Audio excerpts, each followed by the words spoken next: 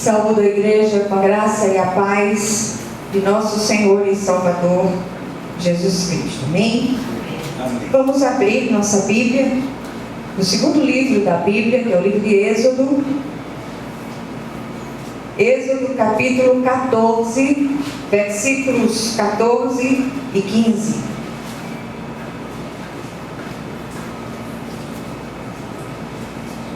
Êxodo, capítulo 14, versículos 14 e 15. O texto é bem conhecido, mas eu tenho certeza que o Senhor falará ao nosso coração de modo vivo e especial, em nome de Jesus. Amém? Amém. Diz assim a palavra do Senhor. Disse o Senhor a Moisés: por que clamas a mim? Dize aos filhos de Israel que marchem. E tu levanta o teu bordão. Perdão. Eu vou começar no versículo 14. O Senhor pelejará por vós e vós vos calareis. Disse o Senhor a Moisés: por que clamas a mim? Dize aos filhos de Israel que marchem. Quero fazer outra leitura desse texto na versão da NVI, que diz assim: o Senhor lutará por vocês, tão somente acalmem-se. Disse então o Senhor a Moisés: por que você está clamando a mim? Diga aos israelitas que sigam avante. Amém? Amém. Glória a Deus. Senhor, nosso Deus e nosso Pai, nós queremos louvar e bendizer o teu santo nome. Queremos te render graças porque o Senhor é bom e a sua misericórdia ela dura para sempre. Queremos ousar no dia de hoje enxergar-te, Senhor, através do véu denso das nossas aflições, porque sabemos que o Senhor não perde o controle soberano de absolutamente nada.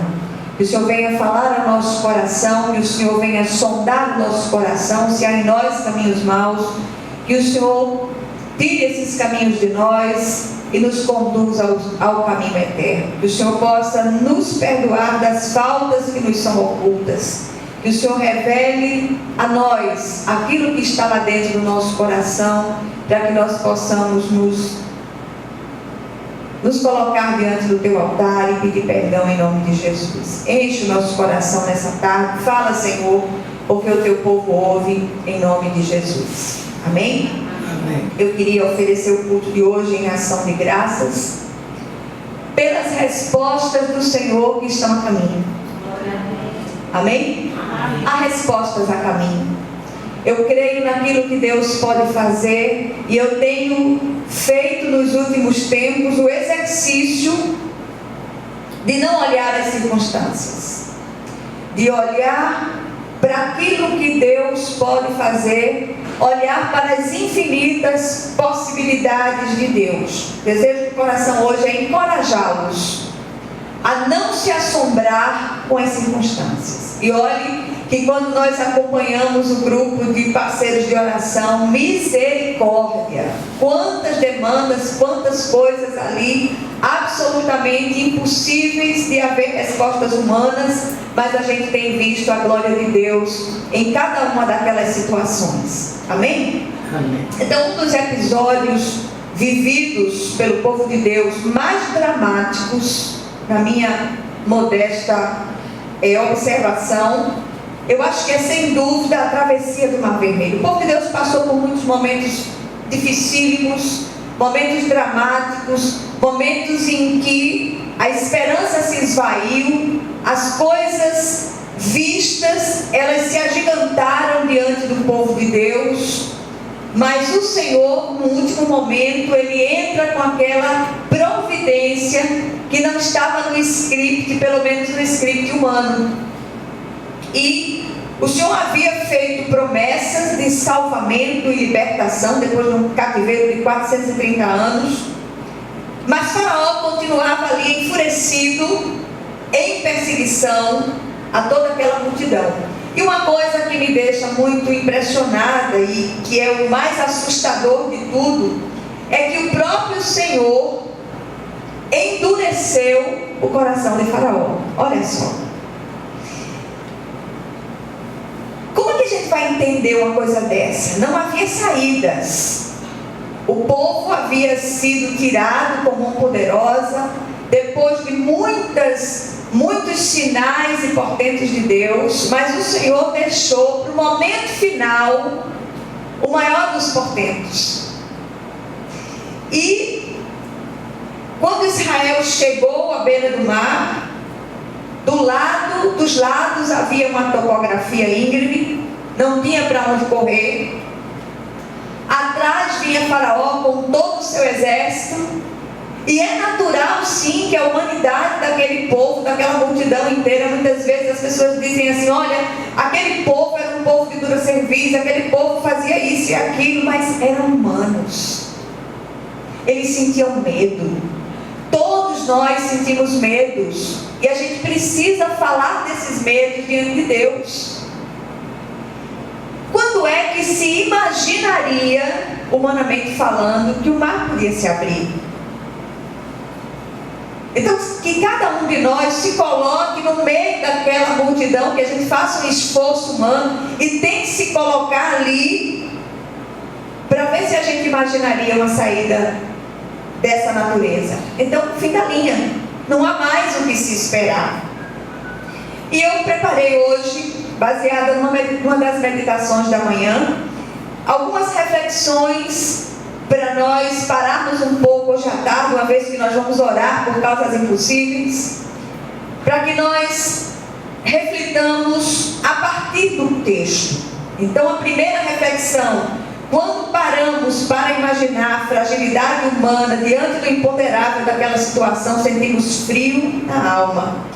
E quantas vezes não temos nos sentido assim, perseguidos, assolados, envergonhados e entristecidos? As situações que se têm apresentado a nós nos últimos tempos, misericórdia de nós. Eu tenho a nítida impressão que a gente está no intensivão de Deus. O Senhor está preparando um povo para enfrentar as lutas dos últimos dias, as lutas que virão. E nós estamos sendo treinados na fornalha das aflições.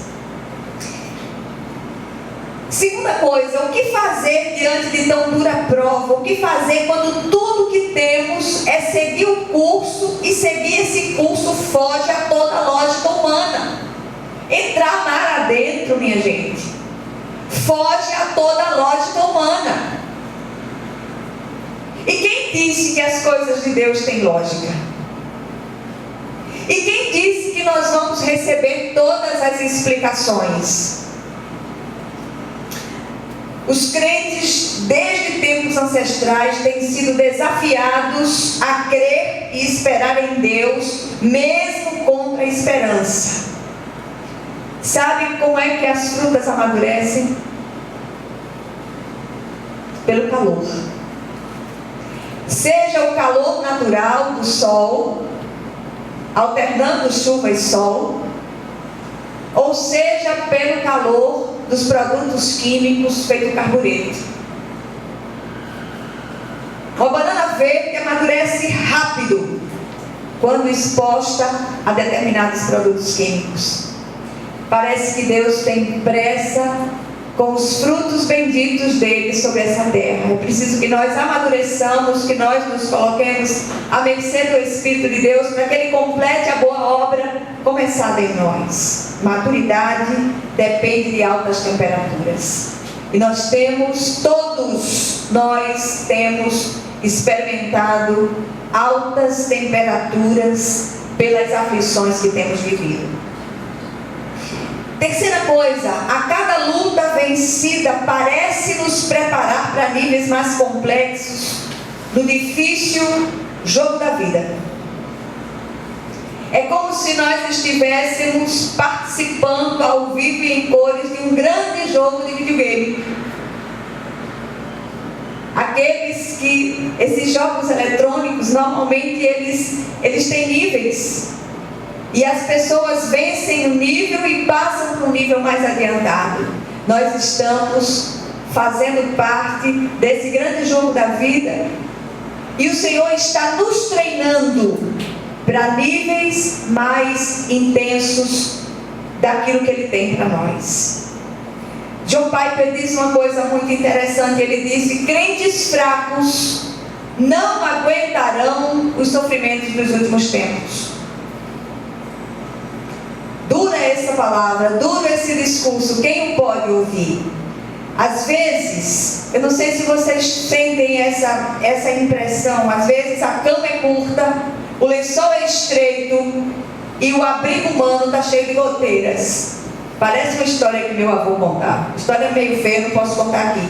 Mas é aquela coisa, né? Você puxa o lençol é curto, quando você cobre a cabeça, misericórdia, quando descobre os pés, quando você descobre a cabeça, uma goteira na cara, a coisa toda fica mais ou menos assim.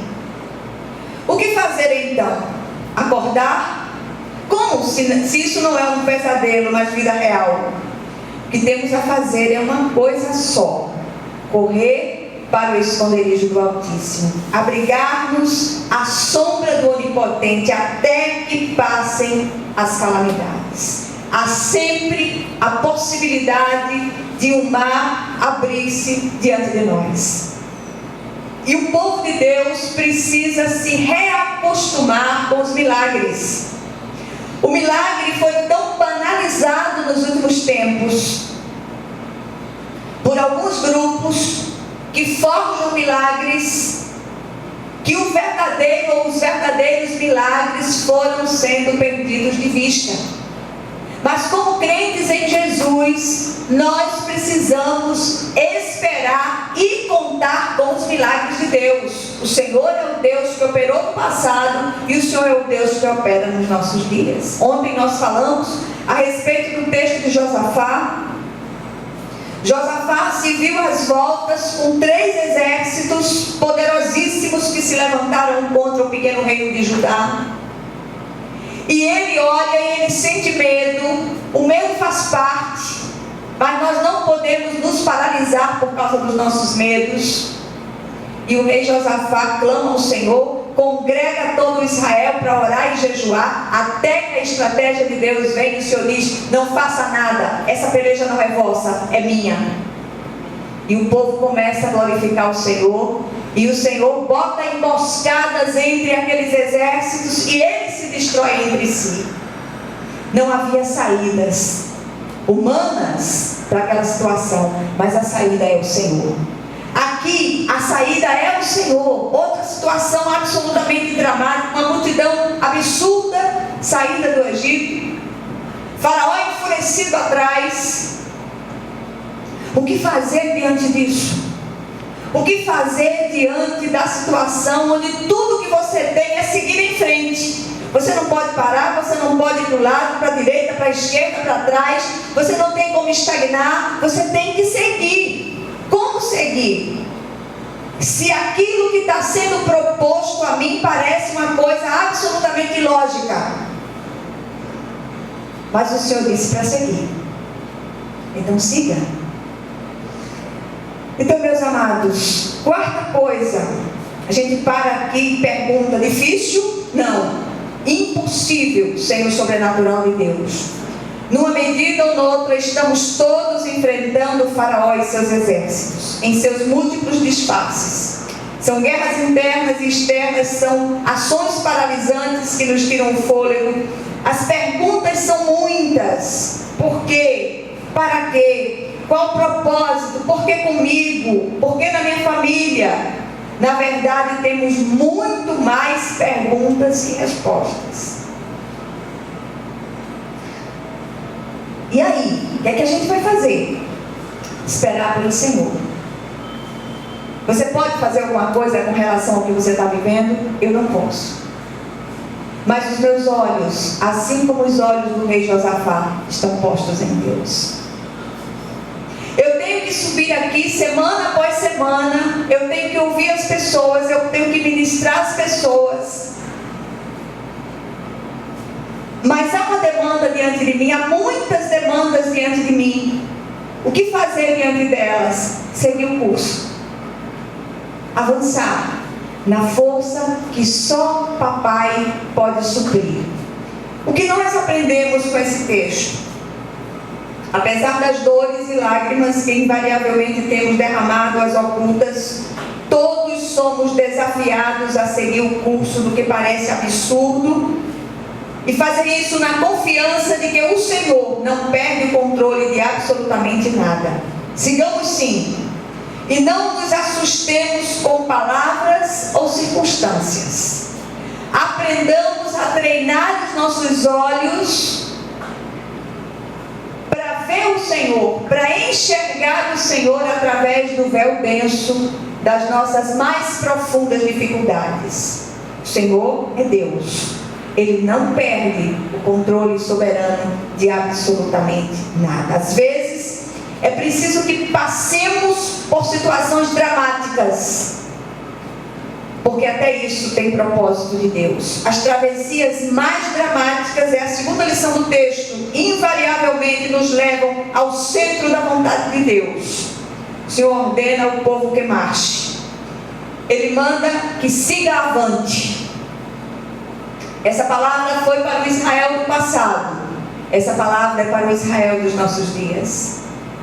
Terceiro e último lugar, ordem de Deus, por mais absurda que nos possa parecer, não se discute, cumpre-se.